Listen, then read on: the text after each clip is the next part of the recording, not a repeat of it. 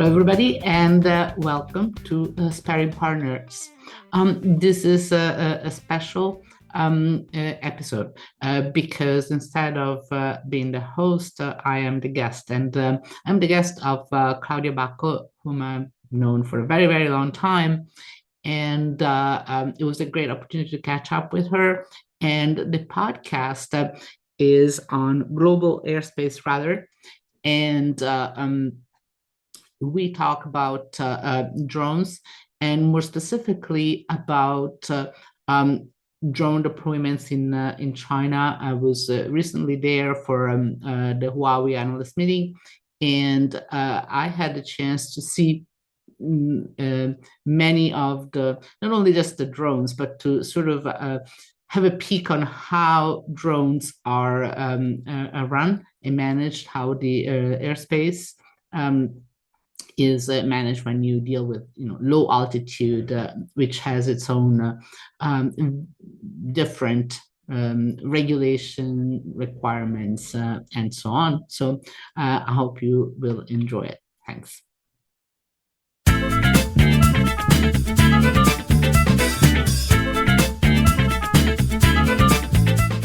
Welcome to today's episode of Radar Contact. I'm thrilled to have Monica Paolini, principal from Senza Fili, talking with me today, looking at the intersection between the telecommunications industry and drones. Welcome, Monica. Thanks, Claudia. Happy to be here on your podcast.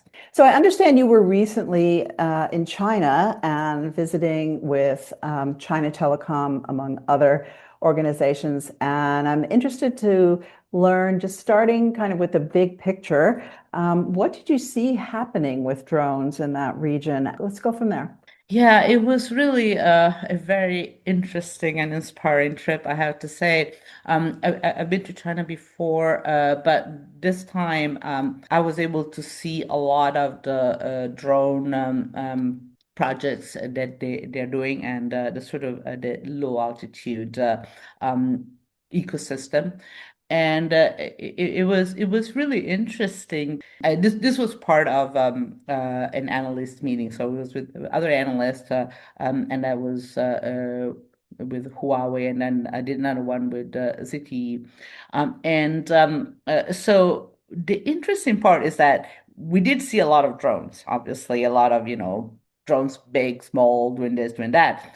But we also get a sense of the whole ecosystem that they have developed in order to get drones to fly and work. And I think that in a way is the most interesting part, because oftentimes, you think drones, okay, what does a drone look like?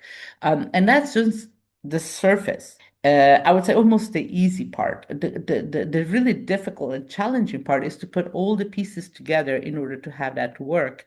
And it seems like in China, they are really ahead of it because they have been able to pull the ecosystem together. They started to work on drones, I think, before even we started in Europe, and they have the advantage of being in a place where there is less legacy, and that's that's part of the reason why it's helping. And I understand that China Telecom even has something they call their drone unit. Maybe there's a more technical name to it, but for intents and purposes, it's actually an organization that focuses on drones from the telecommunications perspective. Is that correct? Okay, so the interesting part is that this is clearly part of their own. So there's a mobile operator and there is this unit. The interesting part is how this whole thing is structured, and I believe that the other operators have similar infrastructure in place. They think of the low altitude as basically it's a complementary network to the cellular network that serves the ground. It has all sorts of different requirements because you operate in a different space. There is air management and all that. But it's also tied to the ground infrastructure. So they use the same technology, which would be, mostly 5G, but it could be 4G, 5G, and eventually 6G. So it's integrated with their network, and they use the same cell sites. Not everywhere, but most of the time they can reuse them. So their cost is lower. It's not like somebody else deploying a drone network. So they have this plan of having something that it's sharing the infrastructure but managed in a different way, because clearly the requirements of managing traffic is different. And there is different regulation, because it's like spectrum is one part, but then there is the airspace that it's the different one that needs to be put together. What they're doing is that they're managing the traffic of the drones on their network and on the airspace. But then they're not involved into the other sort of managing the service. So if you have, one of the services, the blood delivery services with drones. So that it's being done by a different company, and the equipment is different. So they only provide the management of the airspace and the network. Now, what is interesting is that, and I think that in other countries, is that the airspace management is done by someone else. In China, that doesn't seem to be, the operators seem to be doing that. And then is there any implication to the mobile network spectrum to be able to support the drones? Are they allocating any specific spectrum, or are they just doing this activity within the normal infrastructure? Or is the infrastructure somehow segregated? Okay, that's a very crucial question. The good part is that you can use the same spectrum, but because it's a different space, different area, you basically can have new antennas that are just covering that, so that you can reuse spectrum, but at the same time, it's the same band, so you can manage it the same ways. The equipment is similar but separate. You basically have a complementary network that uses the same spectrum, but the antennas are targeting a different area. And because it's not on the ground, you have more line of sight. The signal goes further out, and because you don't have, at least not now, too much drone traffic, you don't need as much capacity. It's interesting because you can reuse spectrum, but at the same time, you can see vendors like Huawei and ZTE, and I'm sure all the other vendors as well, that they have developed equipment that is for that kind of connectivity, which is great, because then it can be used for different use cases and different ways, but depending on how much capacity you need and what kind of coverage and all of that. From a telecom point of view, it's really a good way to maximize the use of spectrum you have. So it sounds like, just to summarize this and pull in the what's happening in Europe with a topic called U-Space, where there are spaces that are allocated for drone traffic for the current drone deliveries and testing and so forth. But today the U-Spaces are not integrated with the commercial air traffic. And it sounds like, if I understand you correctly, what's happening in China is something similar, without the use-based terminology, where they have identified a certain section of airspace where the drones are flying, but the control of the communications with the drones comes from the mobile network operator, as opposed to the air traffic control organization being involved at this point in time. Yeah, I'm not an air traffic control expert. I can't be too specific, and don't check yourself. But my understanding is that they have started regulating all the different types of airspace more aggressively or earlier than in Europe. That was because they had, I mean, in China, a lot of the airspace was military, so there was a lot more freedom in terms of making new allocations for this. That's kind of the regulatory framework in place, and operators are able to work with that to manage traffic. Now, I think that that's still an open question of how to actually integrate all of this with, like commercial aircrafts. Mhm. Right now, the areas where you have drones allowed, it's not everywhere. So it's all in progress, but it's working. It seems like it's progressing very fast, and that's because combination of operators being able to take charge of that, because then they can integrate air traffic and spectrum management together. And somebody, no matter where you are, you need to have the two integrated, otherwise you're not going anywhere. And they have a lot of this. It's regionally based, so it's the city or the region or whatever. So it's the local agencies that are managing where to allow traffic, provide space and all the information there. You need to have multiple players coming in and working together. Clearly, in China, that's easier because it's a different ecosystem, and this is not just for drones. So that kind of collaboration happens more quickly than. It sounds like the takeaways from the drone side, and then let's dive down some more into some telecom specific topics, is that an ecosystem is very important, having everyone work together. It seems that developing the ecosystem in China is easier to do than in other countries, just from their normal ways of working things there.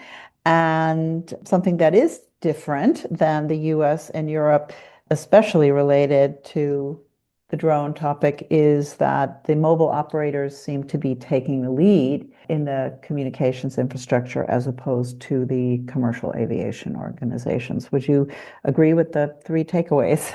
Yeah, so this is like the main takeaway, because technology is the same. The drones are the same.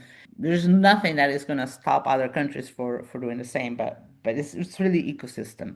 The other thing that have a large number of use cases that seem to be less popular in US and Europe. So when I think about drones in the US, a lot of people just think about, having Amazon deliver packages to your backyard kind of thing. And they don't really talk much about it in China. Most of them are services that are either really enterprise or very specific use, like blood delivery to a hospital, or that they are for emergency communications, or to monitor things, like to monitor boat traffic, and or even wildlife or sensing.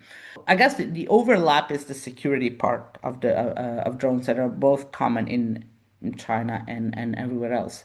This emphasis on sort of public services or services that are easier to manage, like smart cities, so that you just need, just maybe that's not the right way to, the city and the operator sort of simplifies it, because you have, it's kind of a little bit more constrained. Like the Amazon delivery, that seems to be much harder to achieve. They have that too, but I don't think that that's really the main goal. Oh, the other thing is that they are really starting to work on sensing as well.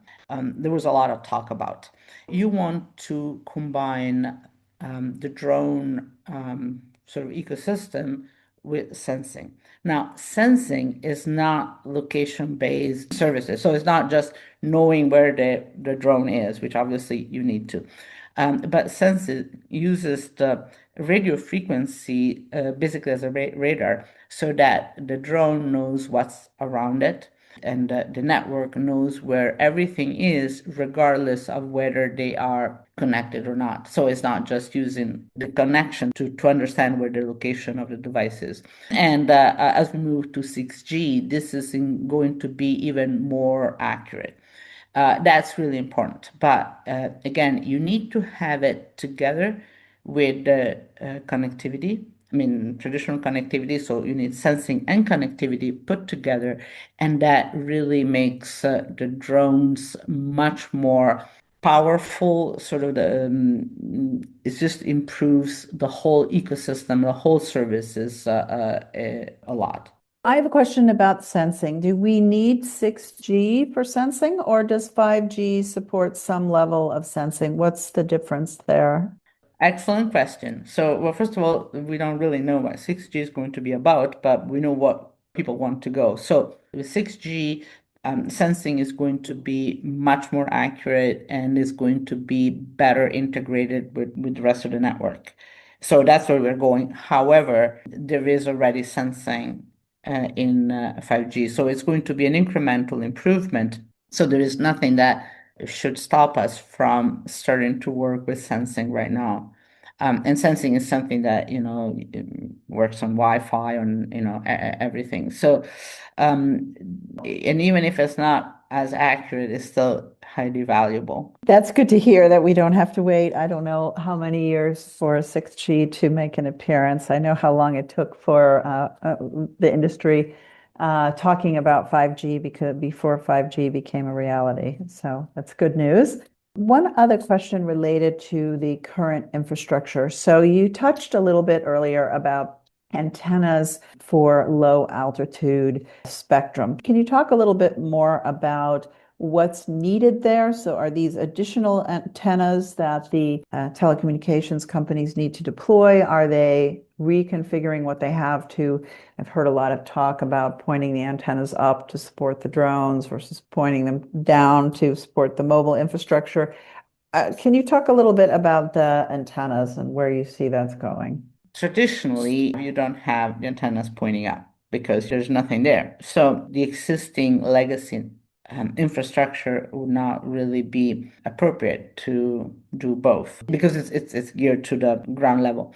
There are a lot of products that are being developed so that depending on what the needs are, so you could have the same, you're going to have some of the antennas pointing at the low altitude space, or you can have separate ones. But it's again, it's the user, the network is the same, the interface is the same, but they are separate. And in some cases, I've seen operators basically allowing the operators to split. So some of the antennas would be pointing mid, a low altitude, some on the ground, and some would be separate. And I think that, what we are seeing is that the vendors are really understand that operators have different needs. So there is a lot of flexibility in what they can do. Now, for drones, this is very important because depending on what kind of use cases you have, how many drones you have, you might need more or less capacity. Reliability is absolutely crucial, and so you might not need too much in terms of throughput, but you need a very good reliability. The requirements are somewhat different from ground to low altitude. So there is a development of specific products or a way to segregate traffic. I don't want to get into the whole details, but there is a lot being done, and you really need to think about how to do it. And now we know with beamforming and MIMO, you can actually get a good way to segregate the two parts. Having come from telecommunications myself, I hear a lot of what you're saying being reminiscent to IoT or Internet of Things, and when that topic started related to the telecom. So, is the drone just another thing as part of their IoT network they're already supporting, or do you see them actually going in a different direction to support drones? I think that it's a continuum, and I think that well, drones are part of IoT in the sense that on the other end, you don't have a human, right? And so clearly, you have part of the drone system that is really closer to transportation.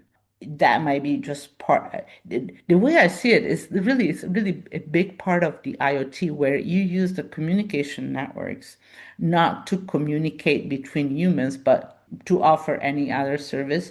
And so for instance, if you think about sensing, you can sense from a drone or you can sense from the ground. So for instance, you can track traffic, I mean car traffic. using a camera on the freeway or from a drone flying above, and it's the same, it's a similar service. And then there are some things where actually you'll be doing with a drone or without. But I would like to think about it as part of the same universe. If you think about, so IoT was supposed to go, massive, and then we really have not seen it in such massive adoption as we thought it would go. And so I guess the question is that are drones going to be the same? And similarly to like what happened to 5G and other things. And I think that, there is always a thing of a hype element. I think it's a huge opportunity, and I think it's a huge opportunity for IoT too, but it is going to take time. So even in China, where they are ahead of the rest of the world, it's still extremely limited. And I think it's going to take time because it's not just we have the device, we have the technology, but to actually have the services to work, to have everything kind of in place, it really takes a long time. It's going to be the same with AI. It's oftentimes, we see the possibility, and we think that because there is a possibility, we can just deploy commercially in large volume right away, but it just doesn't happen that way because the human element kind of slows down everything, and it's not for bad reasons. It's because we want to make sure that the drones don't cause problems. It is going to take time, but I think we're going to get there. And that's a great entree to my next question, which is the economic model, which is something that is being discussed across the drone industry, is, who makes money and how do they make money? So I would ask you related to the mobile operators specifically, and then, specifically with China, how are they making money with supporting the drones? What are they actually selling? How will they get some kind of enhanced revenue out of doing this? I will give you the answer that I got from other analysts. So, we chat with each other at these meetings, and what I heard all the time is like, yeah, yeah, this is really cool, but nobody's gonna make money.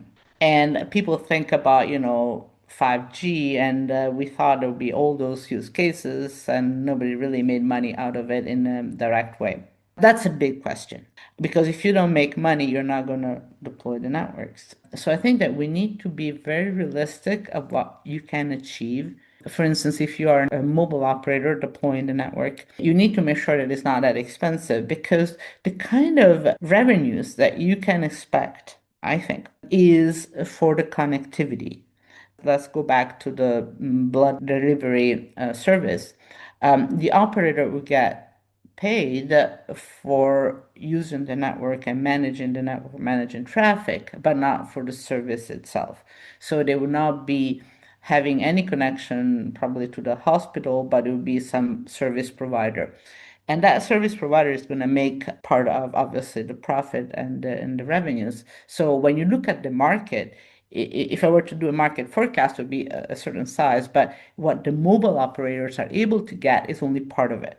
When they plan for it, they need to be realistic about what to expect. So they'll be selling, I think, connectivity and management and all that, which is absolutely essential and crucial.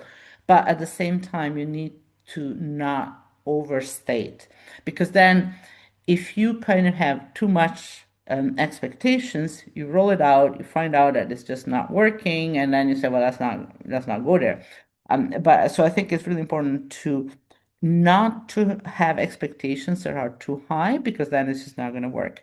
And so the question is that can you do it in a way that generates profit?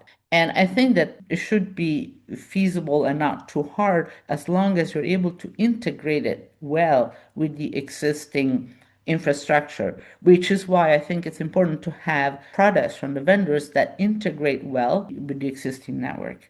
And operators are really in the best position to do that, but at the same time, they need to make sure that they don't try to get too much of the revenue opportunity. So when we look at enterprise networks, they've tried to do, sometimes they try to do too much, they try to be too greedy, and then it just didn't work.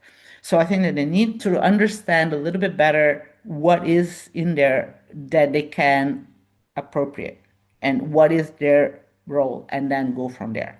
So being realistic is going to be more conducive to being profitable than having too high of an expectation and then be disappointed. It probably applies to a lot of industries, not just drones, but yeah, good words of wisdom there. The last question I want to ask you is something that we ask all of the guests on the podcast. This is really wide open from a topic perspective for you. So if you could ask one question to anyone in the industry, who would that be? And you don't have to name a name, it could be a type of company or a region. And what would the question be that you want to ask them? It would be like a mobile operator, either in Europe or in the US, to really try to understand.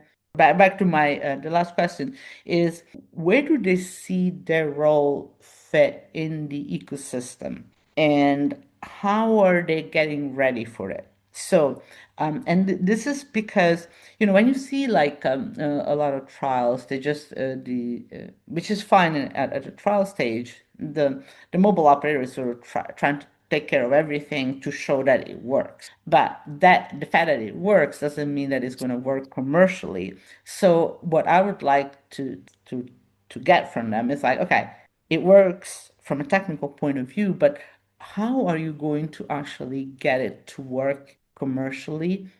Who is that you're working with, and what do you think that your role, and actually most crucial thing, what do you think your role is going to be? I'd like to know that answer too. So let's see if anyone writes to us after the podcast. Thank you so much for joining me today. I really enjoyed our conversation, and I think we have a lot to look forward to with telecom and drones. Absolutely, Claudia. Thank you so much for inviting me. It was a lot of fun.